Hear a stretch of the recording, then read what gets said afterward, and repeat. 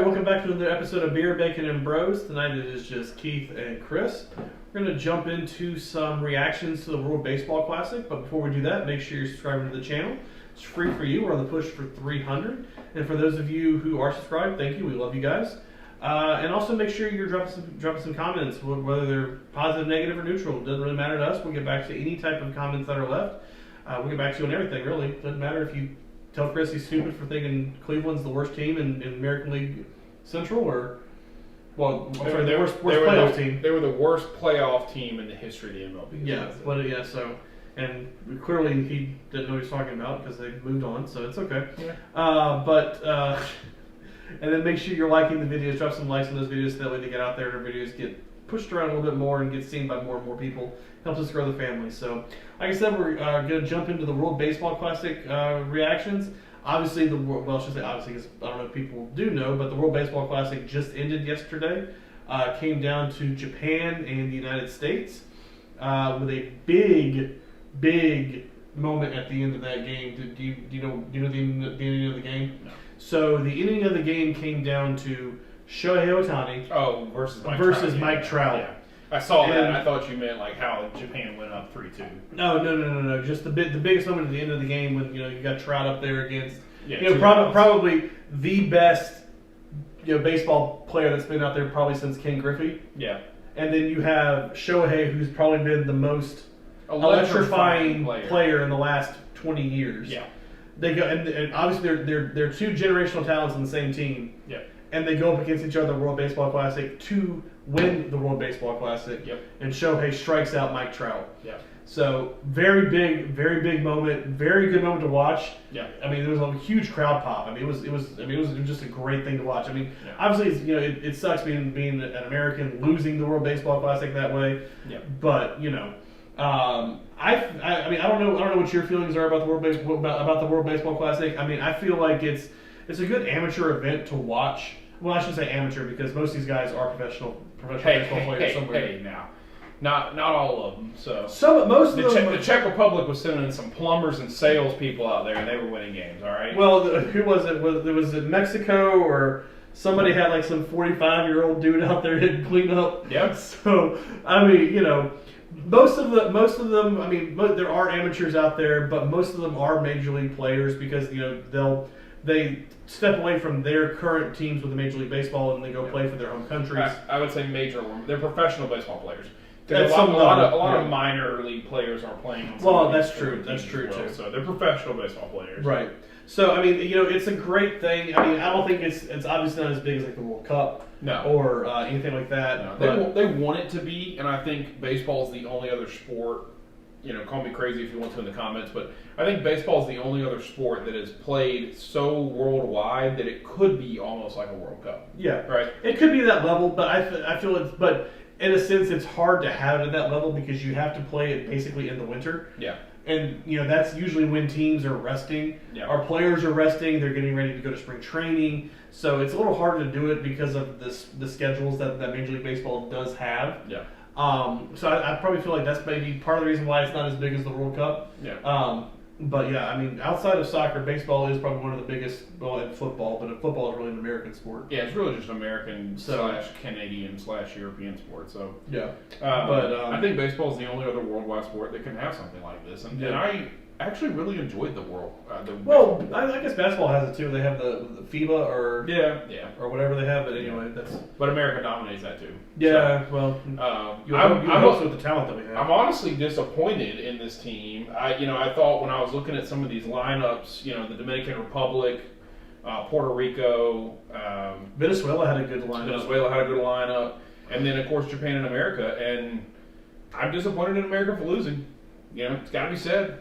I would have never thought that we'd have only scored 2 runs in the championship game, but I'll give it to Japan. Their pitching staff threw a hell of a game. But for us to actually get there, we had to have a walk-off grand slam by Trey Turner. Yeah. So I mean, we kind of struggled a little bit too. Mexico was a surprisingly really good team as well this year, but.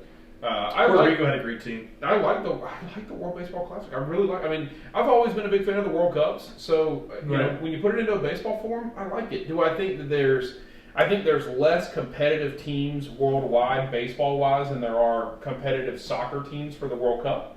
But, man, you get down to the final 6 to 8 teams, and there's some really good baseball games. Oh, there is some really good baseball. I mean, there was a lot of good baseball over the last 2 weeks watching the World Baseball Classic. Yeah. So another question that I would pose then is, obviously, America likes baseball. We love going to games. We love doing all this and that. But do you think that playing a World Baseball Classic, especially so close to the start of a season, is detrimental to Major League Baseball in the sense of it could potentially hurt your players? Because we've seen that happen here now.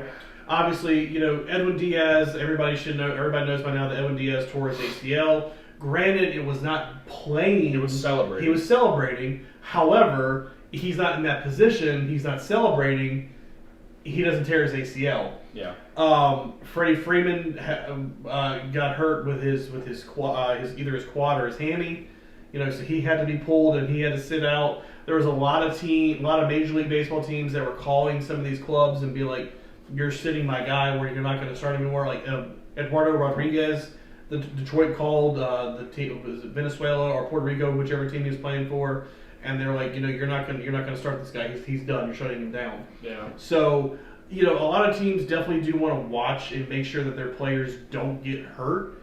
But what are your thoughts on if it's detrimental to baseball as a whole, or if it's just one of those things where you sign up to play, that just comes with the risk because it can happen playing just in a regular season game as well? Yeah, you know me, I've said it before, there's 162 games, way too many games, nobody cares, right? Sit them, rest them, do the whole 9 there, treat them like NBA at this point, have rest days. That's a whole other argument. I love the World Baseball Classic because I think it gives some of these players an opportunity to represent their nation, and that's what I love about some of the, especially the World Cup and the Olympics and things like that. And so I actually really like the way they did it, where this is now ending basically a week left. They get to go to spring training. They can play a little bit with their teams, but they've played baseball, and so they've gotten better. They've gotten healthy. They've gotten warmed up. They're in a groove now, just like they would do in spring training. I think the thing with spring training that makes a difference when it comes to some of these injuries. Now, granted, we see people get injured in spring training all the time. Well, no, it happens. No, So it happens on every sport. It's like the people with the NFL that get mad about people getting hurt in preseason games. Yeah, preseason. It's gonna happen. It's gonna freaking happen. So I'm not gonna sit here and say the World Baseball Classic is injuring players. I'm never gonna get on that side. I'm actually gonna be more on the opposite and say that I think some of these players are gonna. Oh no, I mean that wasn't my side of it. I was just wanting to see, because a lot of people are upset about Edwin Diaz. Well, especially Mets fans. Mets fans are really upset that their $200 million closer can't play this season. Well, he blew his ACL jumping. No, I know. He pulled a Martin Grammatica. Is he? Listen. Is he gonna hurt himself in spring training? Is he gonna blow an ACL in spring training? No, probably not. Because he's not gonna be jumping for anything. Because he's not excited about a winning spring training baseball game, right? He's playing meaningful games. Truth be told, Mike Trout and Shohei Ohtani, guess what? They're gonna go back to a 60 or 70 win Angels club. And they actually got to play for something here in the World Baseball Classic. Right, they actually got to play for a trophy that they'll never get in Major League Baseball. Yeah, so I mean, I'm with you. I'm going to side on the fact that I think it's done really well where it ends here in spring training and doesn't go into the season at all. Absolutely. Maybe they can move it up another week. Maybe that makes a little bit more sense for a player to be able to get 2 weeks worth of spring training with their club, build that unity. Some of these players still had spring training too. They still got to go to spring training. The World Baseball Classic is only a 2-week event. Yeah. Spring training is 6 weeks. Yeah. So, they still have that opportunity to be there with their team. So, I don't think it's detrimental in that sense. My only argument would be, because I don't know if they're being paid to play the World Baseball Classic. I don't think so. So, you have these guys that are owed tens of millions of dollars to go out there and perform for their team that's paying them to go get hurt in something that's basically an amateur event that there's no payment in. Yeah. So, that's just the argument that's coming out is, where do you kind of draw the line there? But at the same time, they agreed to play in it. Yeah. So just like they agreed to play in a major league game where they can get hurt, or an NFL guy, they can go out and just make a weird hit and get paralyzed and don't play another day of their life. So that was just my argument or not my argument, but just the argument that's being posed around the sports world right now is, is it a detriment to the fans and the regular season for these guys that go out?